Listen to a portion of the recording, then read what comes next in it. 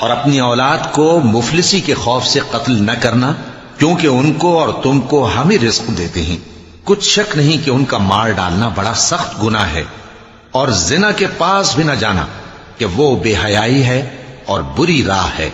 اور جس جاندار کا مارنا اللہ نے حرام کیا ہے اسے قتل نہ کرنا مگر جائز طور پر، یعنی بفتوائے شریعت۔ اور جو شخص ظلم سے قتل کیا جائے، ہم نے اس کے وارث کو اختیار دیا ہے کہ ظالم قاتل سے بدلہ لے، تو اس کو چاہیے کہ قتل کے قصاص میں زیادتی نہ کرے کہ وہ منصور و فتح یاب ہے۔ اور یتیم کے مال کے پاس بھی نہ پھٹکنا مگر ایسے طریق سے کہ بہت بہتر ہو، یہاں تک کہ وہ جوانی کو پہنچ جائے۔